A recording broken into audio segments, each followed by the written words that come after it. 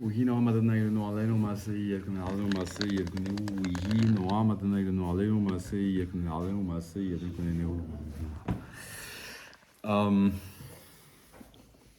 C'est Zilou Nishmat, Dalia Odelia Bat Marcel, Vala Aaron Ben Shlomo. And this is the last but one shiur on Kabbalistic Metalearning. I am not going to go over all that we learned till now. This is already the fifth session, or we can call it the 4.5. And we are going to give more basis for what is really the Metalearning and what is really leads to Lisrael according to Diari. But saying that we're going to fly a bit over quite some material today, I hope at least. Not that you will necessarily understand the whole of it today, but it's for future reference, basically. So last time,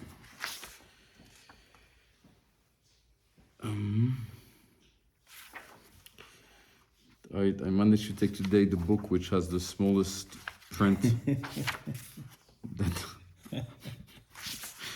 And I just had too many books, and so I didn't want to take the thicker book. Let's see where we were.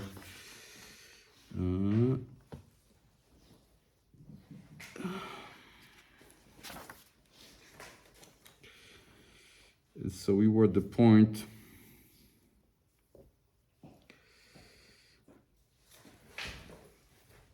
that we're finishing about Yom Shishi, and then we were about Yom Shabbat. Now there's one matter that we can't really address, is he says, Eloki Rabbi Yitzchak says, Yom Shabbat and Tzorer Likrot, a parasha. That one is actually not reading the parasha on Shabbat. The Israel and Shabbat. No, we're not reading the parasha. We're listening it. Rak Yeah. leshom'a. We're just here to hear her. Right? But then when he came to the Haftarah, he said, Tikra'ena b'ficha, wa tismor ala maftir.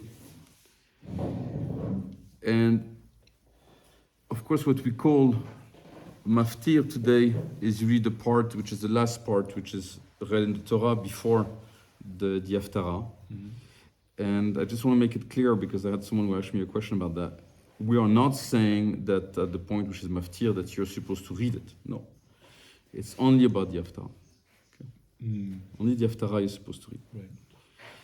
And he said, on the other hand, you pay well attention to the brachot that are being said. Right? I mean, not that you're not supposed to pay attention to the brachot, otherwise. But usually what happens is that in question of Torah, you're reading, and so anyway, these are, for example, your brachot in reading the Torah. Whereas here we're talking about the fact that really the reading is not the matter on Shabbat Kodesh, it's about listening. And knowing to listen gives you another responsibility later on with the Haftarah, where you actually have to read the Haftarah, but this time you have to pay very well attention to the brachot of the maftir. And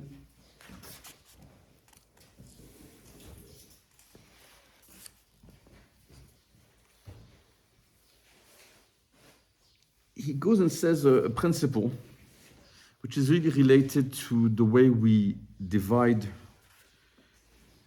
our learning. And my master used to say it's a mistake to actually consider that you're dividing your learning in 4 parts, in 5 parts. You're actually dividing your experience. And it's based on what we're going to learn now. He says, Ve'ata, and now neva'er kavanot hakriyot. So we're going to learn a bit about the kavanot of the kriyot. And this is not going to go very, very deep in question of kavanot, but it gives a very interesting basis. It says, Noda inyan, shekatuv ba'akdamat hatikunin, so in Sefer Tikkun Zohar, ki mare mikra inun be'asiya. In other words, he's saying the masters of the point which is called mikra. And so what we consider usually as mikra is as much the psukim and Torah, as much the Nevi'im and the Ketuvim. Mare mikra inun be'asiya. So the masters of that part that we call, in English we'd call it scripture. He's saying those masters are in the world of Asiya. Umare Mishnah Bitzira. And the masters of the Mishnah are actually in Yetzirah. Mare Talmud Bebriya. And the masters of Talmud are in the Olam Abriya. Umare Kabbalah Be'atzilut. And the masters of Kabbalah, of the Torah in relation to Kabbalah, or in Atzilut. Welichora nira lefech. He says, really, actually, we would think it would be the opposite. Why? Ki mikra hi Torah. Because, the scriptures, there is the Torah which is written that you actually read. Isn't that the essence? So in other words, shouldn't you consider that, Torah shebirtav, והמשנה והתלמוד והקבלה הם תורה שבעל פה, on the other hand. See? That is, you have the birtav and you have שבעל פה. Mishnah, Talmud, Kabbalah, then Torah שבעל פה. So you should consider that the essence, which is really in Atzilut, should be really Torah שבirtav, and Torah שבעל פה comes next, as a second. He says, shouldn't be the case. And so he says, למטה, ממדרגת תורה שבirtav. In other words, you should have it more down, under the higher structure which would correspond to Torah שבכתב, the written Torah. אבל העניין הוא כי עולם האצילות כולל את כל העולמות שלמטה. As he says, don't make this mistake of thinking that you have 4 worlds and those 4 worlds are just separate entities. It's about inclusions. As he's saying, Atzilut, Olam Atzilut is not about Olam Atzilut standing alone. He says that Olam Atzilut is actually containing all the Olamot that are lower to it. Okay. So you can consider that you have like a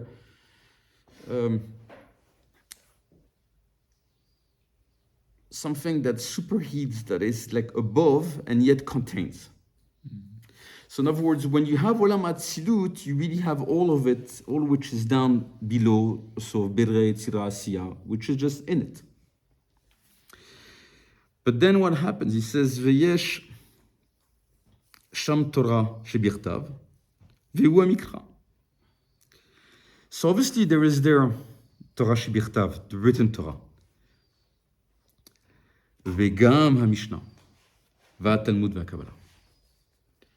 And so really in Olam Atzilut, you would have all of this level. And which those 4 levels are called, the Pardes, the orchard. And by the way, one of the things we're going to look at today is, from where do we have this tradition that you have like 4 levels, that is Pshat, Remez, Drush, Sod, that people call the Pardes. From where do we have this tradition that the Pardes corresponds to those 4 levels? And I'll let you think about what do you think is the source for that. It's the Gemara, no? No, you have Maseret Chagiga, 4 entering the Pardes. Yeah. You have 4 structures and you have 4 entering. Yeah. So very interesting. As you know, anyone who has learned the Torah of my master at different times know that there's a whole emphasis which Diari gives on a 3-fold structure. And this is this time the 4-fold structure. The 3-fold structure is already very complex. The 4-fold is even more complex. But like many things like that is taken for granted. But no, Maseret Chagiga never tells you that the term Pardes, when it says they enter the Pardes, it never told you that the P was for Pshat, the Resh was for Remez, the Dalet was for Drush, and the Samer was for Sod. So when is it? What's our source for it? We'll look at that. We'll talk about that in just a few minutes. He says, so in other words, Olam Hatzilut contains everything. Torah shebirtav, Torah shebe'al peh.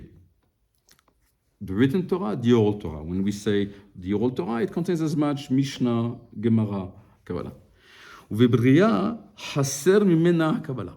In Olam HaBriya, which is just under it, but which is contained inside Hatzilut, actually, it doesn't contain that part which is called Kabbalah. So identifying, you see what he's showing you is that identifying Kabbalah, Sod, with Hatzilut is not wrong. It's just that you should really state it otherwise. You should say it differently. You should say that actually Hatzilut is this world that contains all of Torah, but its exclusivity that it has that others don't have is the Sod. You see? So in other words, it contains, of course, Torah Shebirtav. Of course, it contains the written Torah. But it's just that it has this exception, which is this exceptionality, which is the Sod, which is called Kabbalah.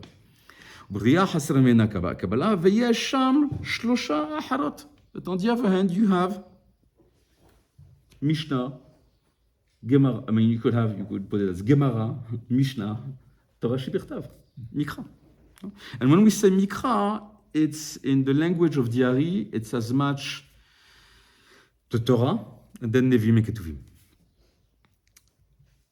And he continues and says, Uveyitzira, Hasirim, Kabbalah, Utalmud. So this time you only have Mishnah and Torah Shebirtav. Ve'en sham ela shtayim acharot. Uve'asiya hasirim shloshtam. See, in Asiya there's the three of them are missing. What are the three of them? Kabbalah, Gemara, Mishnah. Ve'en sham ela mikra bilvad. Ve'lachen ha-Kabbalah nikret al shem Hatzilut. So in other words, he's saying Kabbalah is called on the name of Hatzilut because it's what's exceptional inside Hatzilut. But it's not that it actually parallels it. Lefi she'eino nimsa ela bo, that is contained only there. V'Talmud al shem biriya. Lefi she'nimsa bo, because its exception compared to what's lower to it is actually contained only in Olam HaBriya. Velo bo'olamot shetachtav, ve'amishnah al shem Yetzira, right? And the Mishnah on Shem Yetzira. And yeah, as we know, there's a beautiful relation between the fact of saying that the Mishnah is made of Shisha Sidarim, that it corresponds to the 6 days of the week, that corresponds to 6 letters of Malach Matat. You know, there's a whole, obviously, to do with that. לפי שאינו נמצא בעולם שתחתיו. Okay, so each time it's about what's not existing in the lower realm under it. And בעשייה אין בו אלא מקרא, ולכן נקרא על שמו.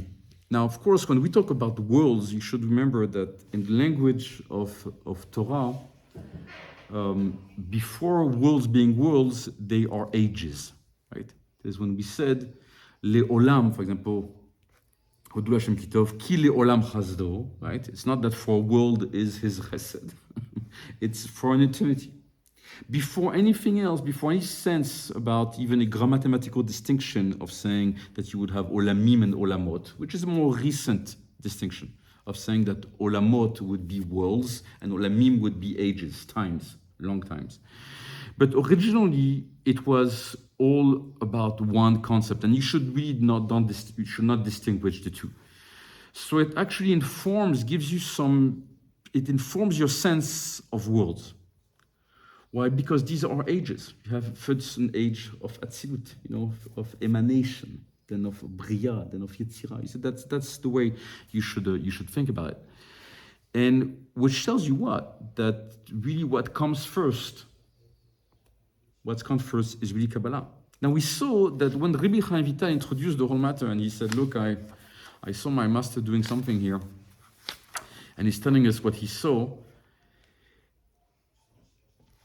He saw the following.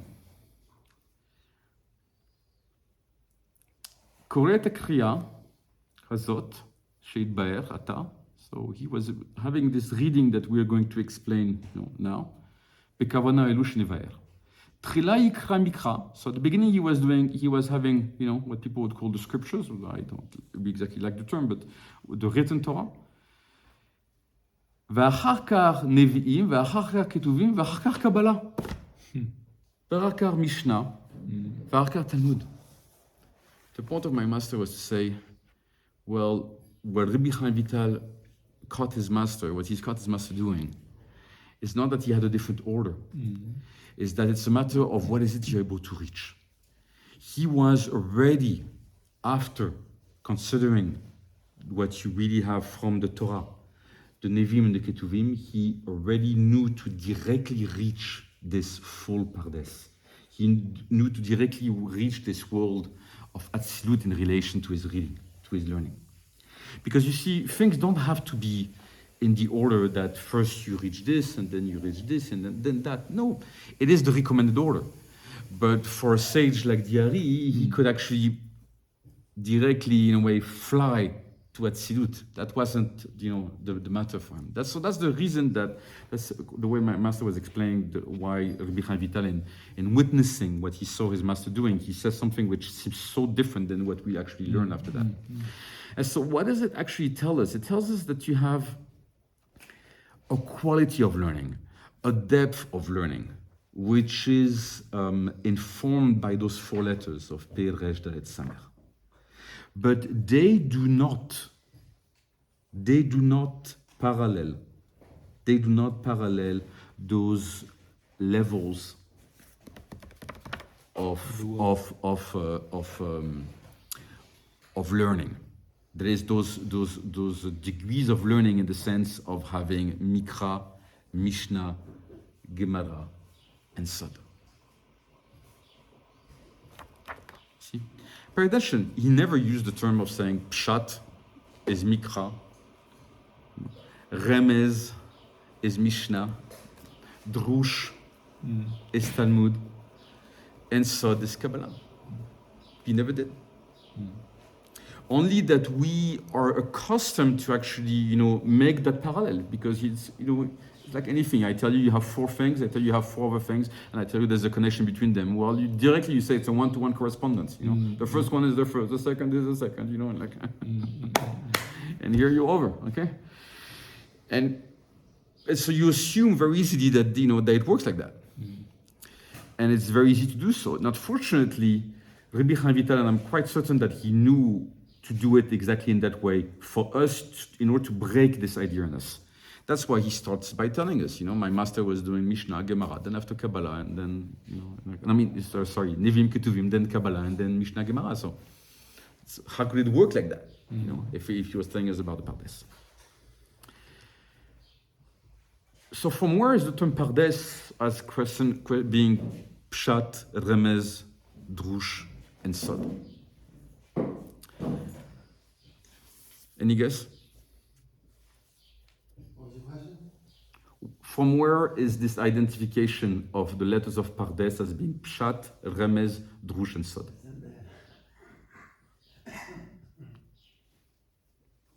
From where?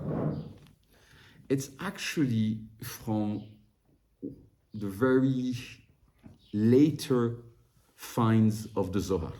Let me explain. You have a part of the Zohar that we call Zohar Chadash.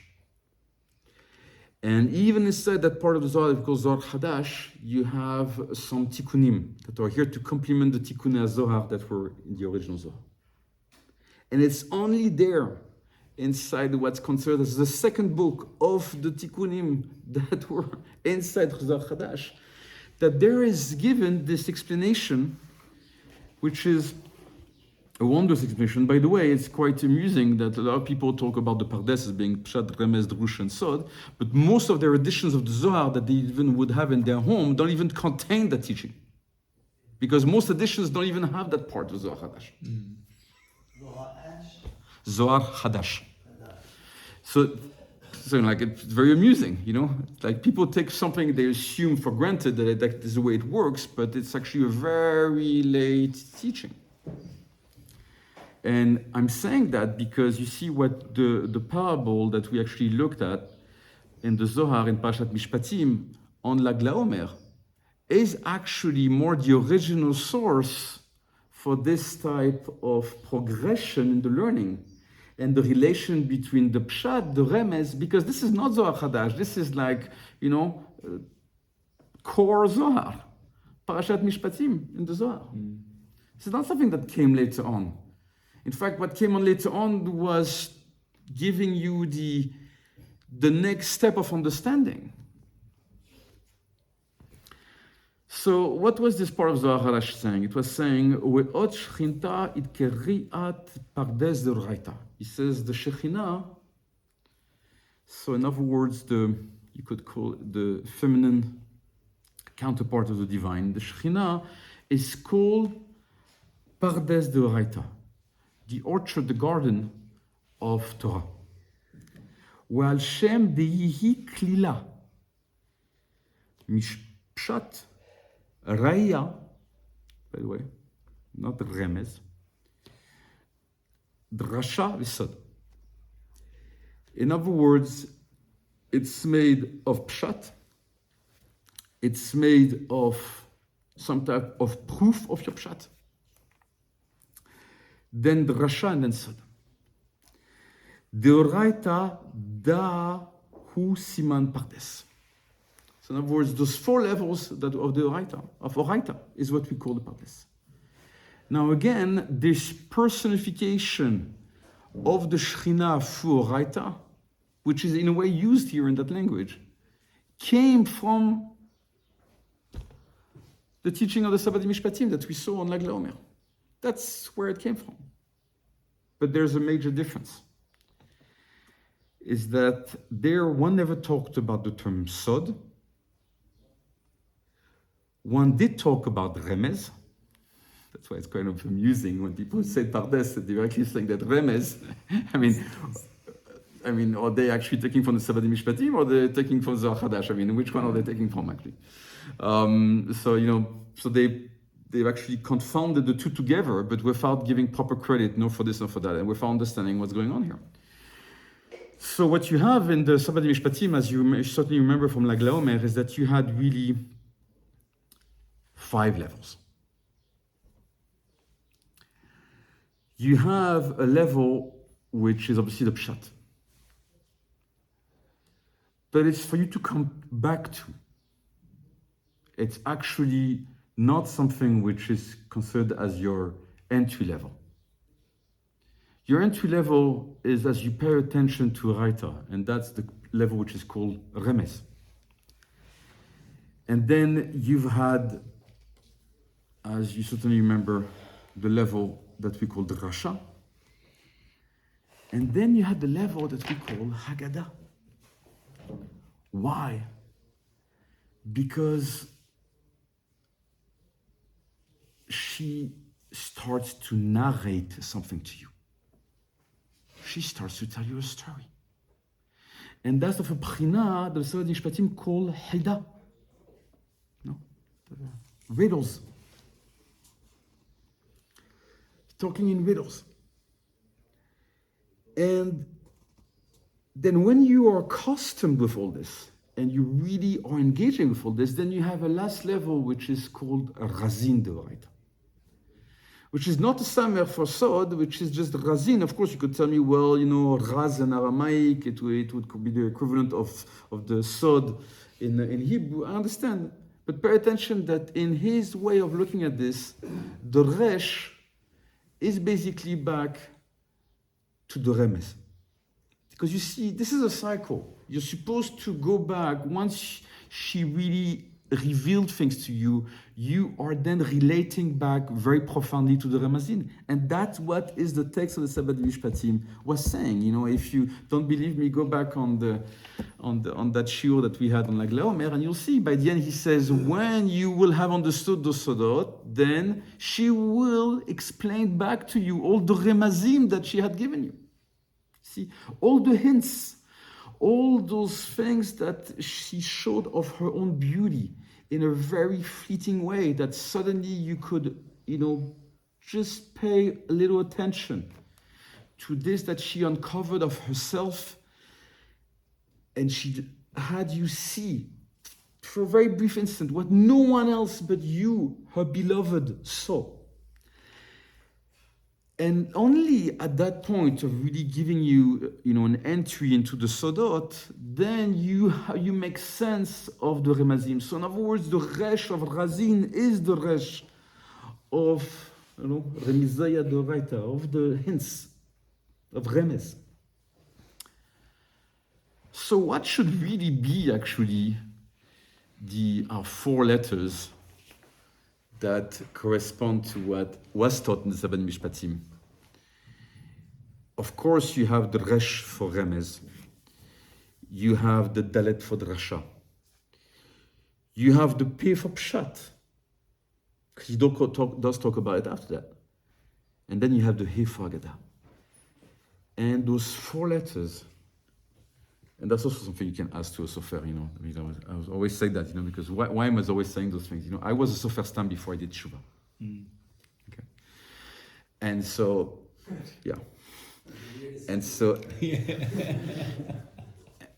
since I was the first time before I did Tshuva, I've reflected on so many times after that, and saying, what were those things that I was supposed to know, So that's what I'm telling you, if you have a sofer that don't give him the answer, but ask him the question. Tell him, what is those 4 letters, a word of 4 letters, right? Now in English, I know it's terrible, a 4-letter word, but if you understand in Torah, it's of the highest, it's Shamoya Baruch Hu, Pardes, as we said. But what is really the holy name with 4 letters that really appears only in one context, which is made of the letters, as we said, for Pshat, for Remez, for the Rasha, and for the He, for Haggadah. And I hope he will know to answer you. And I have to say, when I was the first time, before I did Tshuva, so when I was the first time, I was incapable of answering that. But the letters are for Hipared. And that's about Avraham, Avinu, and Lot. And he doesn't say Hipared mimeni. He doesn't say separate yourself from me. He says me'alai. And to explain that, you would really need Shara Psukim. The Ari has something absolutely wondrous to say about that. And I don't want to, to just make it on one leg and just ruin it. And in fact, if you would look in the Zohar also has things to say about that, about this pasuk. But what the Zohar says is something that, at the moment at least, in the pshat of the Zohar, doesn't reveal you much. But when you learn what the Ari says on this, suddenly it becomes very clear. I'm struggling to understand why we don't start. It seems to me that we're not starting from the written law. Is that right? When you will, I said there's 2 things. There is what you will actually do, and there is your experience. Your experience starts with the Remez. It's relying on the Pshat. Right. It's relying on the Pshat. But your experience starts with the Remez. When do you start to have an experience? When she gives you a hint. When Oraita gives you a hint, that's where you actually, have an experience. That's when your experience starts. Now with the Ari, it went very fast. Very, very, very fast. Why? Because you see, in the case of the Ari, he was considering, because that's the basis, Torah, Nevi'im, Ketuvim, which you would call your Pshat. And directly, one is saying that he was reaching Kabbalah. Why? Because that was his experience. It was a full experience directly. But surely the experience that you'd get through the Remez could only get to you if you started in investigating the Pshat. Well, what is the Remez on? The Remez is on the Pshat. Right. Exactly. But the fact is that the Pshat, you will make sense of it only through your sense of the Remez, of the hints that are given to you, of the Drush, of the Sod. And it's the Sod about what by the end? It's the Sod about the Pshat. It's not a Sod that stands on its own. It's the Sod about the Pshat. Everything is based on the Pshat. The experience starts about, at the Remez. because it's not about based on the Pshat. Obviously it is. It's about, it informs the Pshat. It gives you to have a real sense of the Pshat. It gives you to actually, engage with it fully. there is no, this is a cycle again. This is not that once you've reached the Sod, like, get rid of everything else about, under it.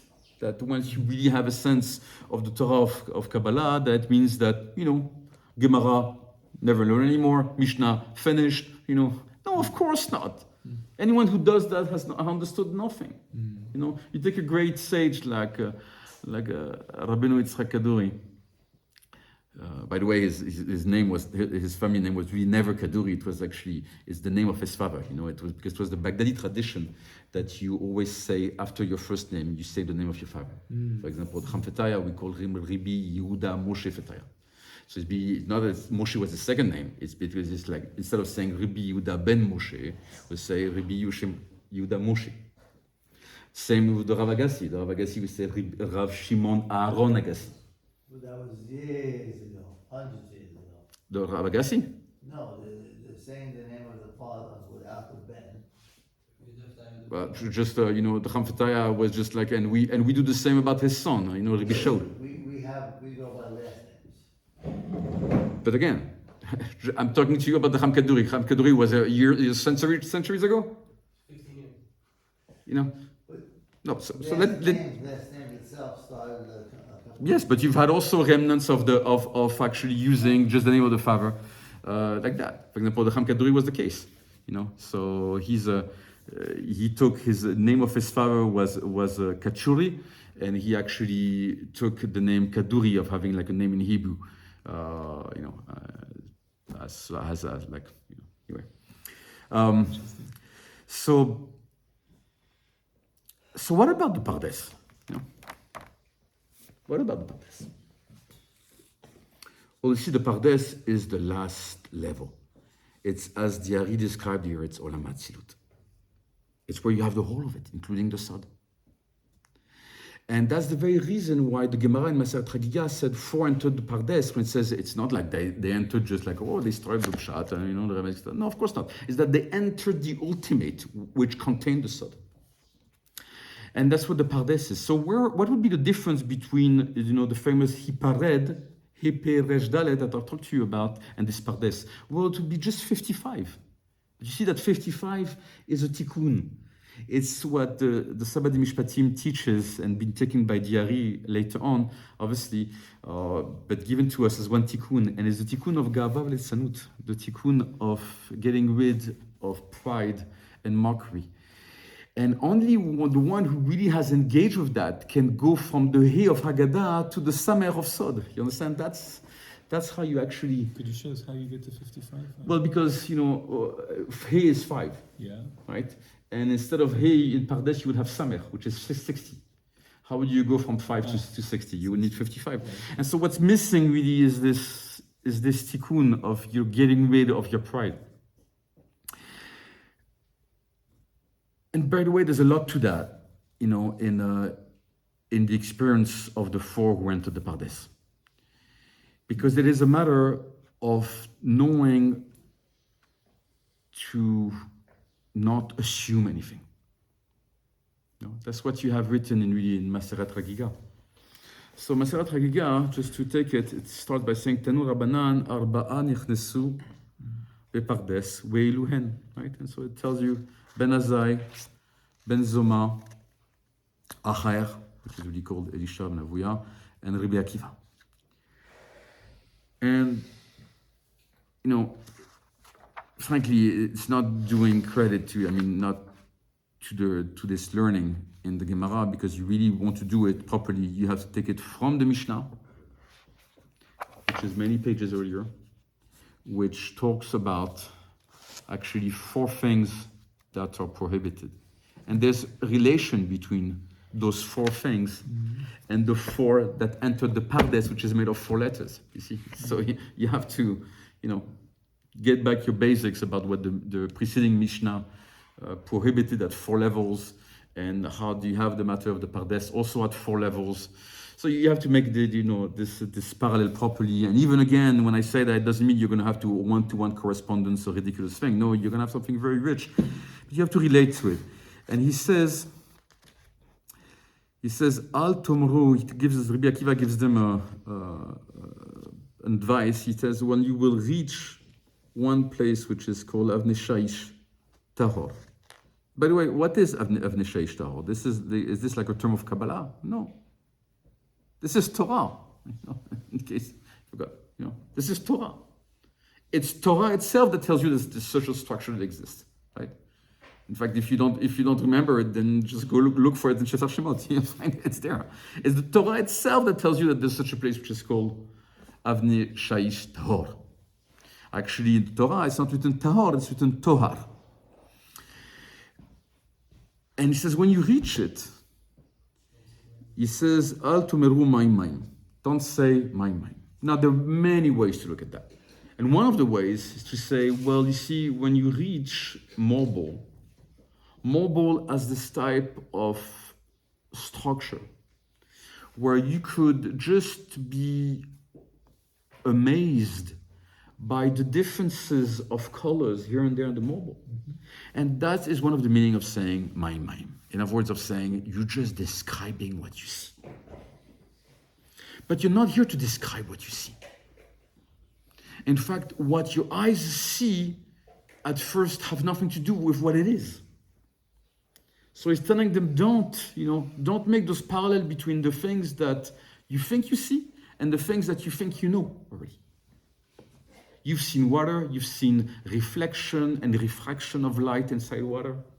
And you think that, there's certain properties that you're used to in a question of quality. And this qualitative understanding that you have of how water looks, when you will reach this, it will look in a way like that. But don't say that, because the matter is not made of that. Of course, then you have another level, which is the fact that Shamayim is made of Sham Maim.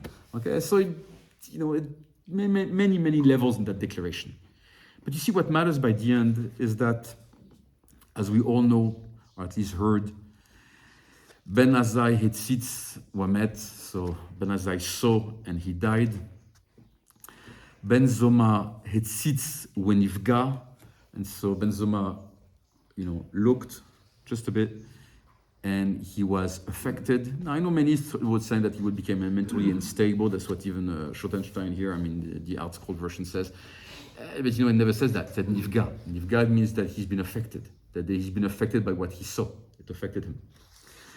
And then we know, unfortunately, that Aher Kitzetz Benetiot. So in other words, it's very interesting because you see there's a wordplay about the fact that it doesn't say, like with the others, Hitzitz, but it says Kitzetz. So in other words, like the he is transformed into a kuf. You see? And that's what we typically do when we look at the Shem like Shem Elokim. Right? What did I just say? I didn't say Aleph Lamed He. I said Elokim, like a kuf. See? And so that's where, and of course, see the difference between a kuf and a he is that it has this regel which just goes down. See? So instead of Hetziz, it says Ketziz Bintiot. And why? Because we're talking about a garden, right? An orchard, which we said it was a Pardes, right? And so it says that he actually chopped down saplings in the garden. And most importantly, Rabbi Akiva Yatsa Beshalom. Is there a link between that and the Nadav and Avihu gazing at the Shekhinah at Mount Sinai? Well, there is in a way a relation, but you see, there's where obviously it stops is that it's Nadav and Avihu has something to do with the Ketoret. Here, it's not about the Ketoret. The dynamics are different. We also learned from the Ari that the problem with Nadav and Avihu were that they basically had no way for any type of holy union because they didn't have wives. So the matter is different, and do we assume in any sort of way that any of those sages were not married? We don't, Sorry? Yeah, but the text doesn't tell us that, that's... And also with Nadav and Avihu, we talk really about a fire. This is not a fire. It's not exactly the same. But with Rabbi Akiva, does it say gazing at all? It doesn't mention gazing in the text. Well, no. Again, it doesn't. It just says that Did he he has not such. look at all? But on the other But the other hand, that's what I'm saying. That to do proper credit, you actually have to learn it. There are 3 pages here, 3 pages in the Vilna edition of the Talmud Bavli on that. Okay. So then after that, it goes into detailing the story of each one.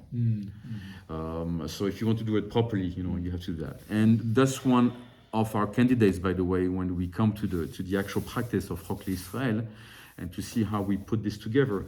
One of the exercises that we'll have in Chok Lisrael will be having this Mishnah and then this Gemara, very good. because then you can actually look at it in its proper way. So, what was special about Rabbi Akiva? Now, I know that you could have many people that give many drashot about what was special about Rabbi Akiva. And of course, one of the things which is written in the Gemara is the fact that he went up, in Shlemut, and he went back down in Shlemut. In other words, there was this same, completeness of himself. He was whole in the way he went up, and he was whole in the way he went down.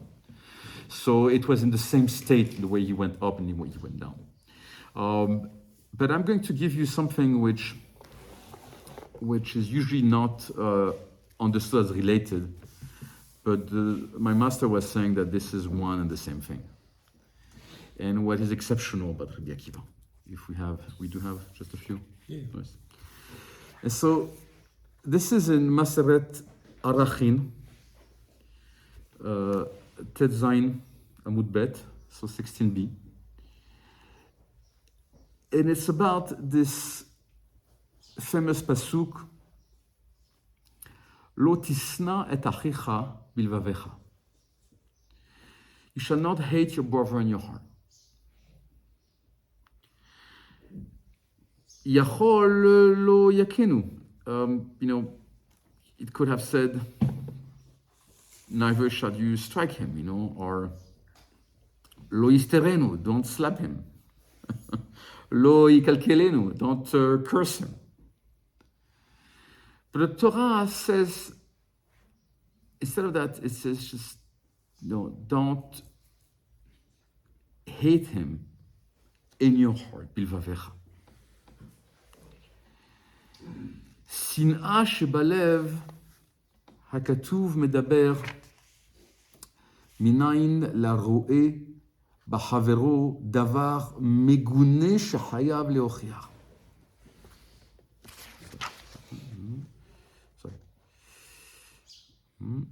So the hatred, of what hatred is really the Torah speaks.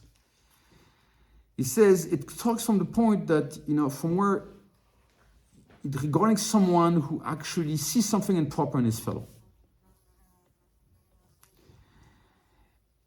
And isn't he obligated to rebuke him? Shenemach, ocheach, tochiach, right? And by the way, those very letters, of tochiach, is unique to this very pasuk in Parshat Kedoshim, I think. And says, Ochicho velo kibel minayim sheyachzor v'yochichanu. Where do we know that if one rebuked him, but he did not accept the rebuke, that one must go back and rebuke him again? Talmud lomar, tochiach. Mikol makom yachol afilu mishtanim panav.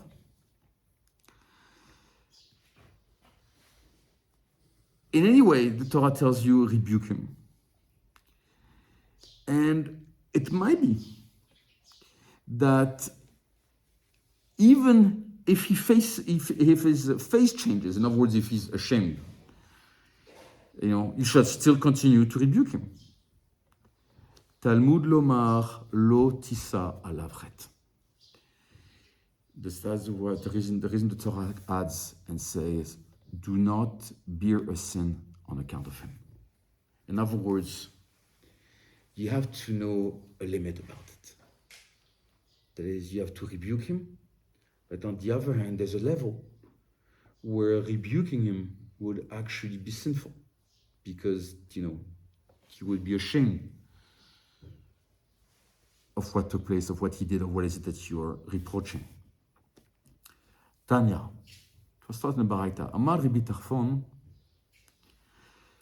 Tama ani, so he says, I wonder, Im yesh bador azeh shemekabel trocha. There's Rabbi Tarfon in his generation. He says, I really wonder if in my generation there is someone who is able to accept rebuke, to accept reproach. Im amar lo tol kesam mi be'yanecha. For if one says to a fellow nowadays, if he tells him, remove the splinter from between your eyes, amar lo tol korah mi be'yanecha, remove the beam between your eyes. Now, very interestingly, if you know a bit of culture, what went in this world, exactly in the same type of years of Rabbi Tarfon, you've had one man from whom a lot of a whole religion has been in this world, and who was making of that the principle. Instead of saying, look, if someone tells you that, then tell him that. Because that's exactly that matters. That's chutzpah. That's inability to actually receive rebuke. I've been involved in anti-missionary activity. And this Gemara is a beautiful one. That's the side of the late Sanud. Yes, it's exactly. It's the side of the Letzanud, of this mockery, of not accepting the reproach and reproaching for being reproached. You see, of saying, if you think that you have that I have a problem, what about you? You have even a bigger problem. And so, in other words, the Oto Aish, that man, had that problem, and he was incapable of receiving a rebuke, and he was even teaching others that's the matter. That's how it works. Amar Rabbi Elazar ben Azariah, Temihani, im yesh bedor hazeh sheyodea leochiach. He says, well, in my case, I'm not like Rabbi Tarfon, where I'm really wondering if there's someone who can accept rebuke. I'm really wondering if there's someone who knows to rebuke. Right. Amar Rabbi Yochanan ben Nuri, Me'id ani, alay shamayim va'aretz, sheharbe pa'amim laka akiva al yadi, shayiti kovel alav. לפני רבן שמעון ברבי, או ברבי בן רבן גמליאל. וכל שכן שהוספתי בו אהבה. לקיים מה שנאמר, אל תוכח לצפן ישנאיך, הוכח לחכם ויאהבך. He's saying, I can witness, and not just that, he says, heaven and earth are my witnesses. That many times Rabbi Akiva, he says Rabbi Akiva was rebuked harshly on account of me. Because he says, he uses the term as if he hit him, but obviously he was complaining in a very harsh manner about him to Rabbi Shimon, the son of Rabban Gamliel the elder. Rabbi Akiva complained? No, that Rabbi Yochanan ben Nuri was complaining about Rabbi Akiva. And it only caused him to love me all the more. And the equivalent Torah to what we have about in Parashat Kedoshim, which is taken from Sefer Mishlei, is saying, Al tochach letz. See, that's the letzanut. That's exactly the matter. He says, do not rebuke the scoffer, the mocker. Why? Lest he hates you. Because he will come to hate you for it. It doesn't help in any way. He says, on the other hand, rebuke the wise man, because he will come to love you out of it. And that's the difference between those first stages of knowing to relate to this pshat, this remez, this drasha, but also this haggadah. Always like avoiding the level of real sod, till the point that you can have this level which is called the pardes. You have to realize that we have a tradition. The letters pardes that obviously don't appear in the Torah, we do have 4 letters in the Torah that correspond to the same gematria as pardes. And you know what it is? Lasuach, to meditate. That's what is said about Yitzchak. That he went lasuach basadeh. And the term lasuach, lamed sin wav het, is actually the same gematria as pardes. This is the 4-letter Shem inside the Torah, which is the equivalent. But you see, it's not given to everyone to actually do so properly. In particular, that what did Yitzchak do?